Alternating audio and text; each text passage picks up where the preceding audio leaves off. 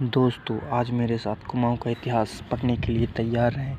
कुमाऊँ का इतिहास में हम सबसे पहले चंद वंश का मैं आपको संक्षिप्त वर्णन में समझाऊंगा। आपको मेरे साथ साथ पढ़िएगा। कुमाऊँ का इतिहास, बद्रीदत्त पांडे।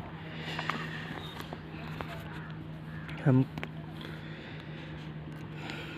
चंद शासनकाल पढ़ेंगे, सन 700 से 1760 तक, 1790 तक। देखिए दोस्तों, राजा सोमचंद 700 से 721 ईस्वी। देखिए दोस्तों, चंद कब आए ये हम सबसे पहले पढ़ेंगे। चंद कब आए, एक श्लोक दिया गया है, श्लोक हम नहीं पढ़ेंगे, हम पहला भाग पढ़ते हैं। चंद कब आए। चंद कब आए, कैसे आए और कहाँ से आए, इन विषयों में अनेक बातें प्रचलित हैं जिनका वर्णन सूक्ष्मतया यहाँ पर किया जाएगा। चंद कब आए। पंडित हर्षदेव जोशी ने श्री फ्रेजर साहब को सन 1813 में एक रिपोर्ट कुमाऊँ के बारे में लिखकर दी थी, जिसमें कहा है, चंदों से पहले राजा थोहर चंद ने 16 या 17 वर्ष की अवस्था में यहाँ आए थे। उनकी 3 पुश्त बाद कोई उत्तराधिकारी न रहने से थोहर चंद या थोरचंद के चाचा की संतान में से ज्ञानचंद नाम के राजा यहाँ आए। इस बात को मानने से थोरचंद कुमाऊँ के सन 1261 में आए और ज्ञानचंद 1374 में गद्दी पर बैठे।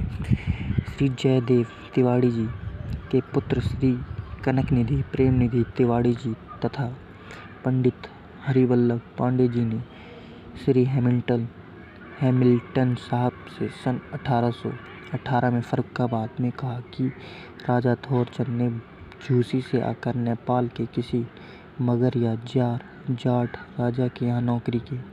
श्री जयदेव उनके साथ थे। यह राज्य करवीरपुर के राजा के अधीन था। राजा थोरचंद व श्री जयदेव जी ने देश से और लोगों को बुलाकर करवीरपुर के राज्य को कुचल दिया और चंपावती व कुर्मांचल राज्य स्थापित किया,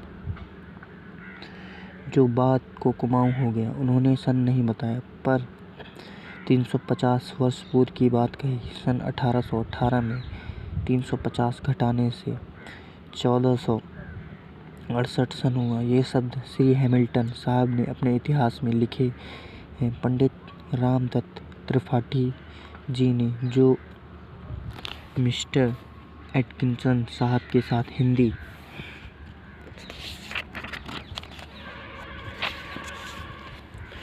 लेखक थे, लिखा है, राजकुमार सोमचंद कलिज्जर निवासी राजा खड़क सिंह के वंशोत्पन्न थे। सुधानिधि 24 सरदार और बुद्धिसेन तड़ागी दीवान काश्यप आदि 24 मनुष्य लेकर प्रतिष्ठानुसार इस देश को प्रस्थान किया। संवत 1265 में ऐसा भी लेख पाया या सुना जाता है कि यह सोमचंद मड़कोटी राजा के भांजे लगते थे और अपने मामा से मिलने यहाँ आए थे।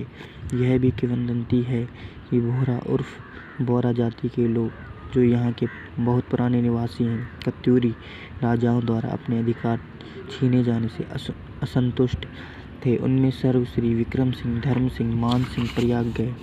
वहाँ झूसी से सोमचंद नामक राजकुमार को लिवा लाए। इस देश की रीति नीति, रास्ते, घाट बाट बताकर कत्यूर राजाओं के गंभीर देव नामक अधिकारी की कन्या से इनका ब्याह कर दिया। 1200 वार्षिक आय की भूमि राजा सोमचंद के दहेज यौतुक में मिली।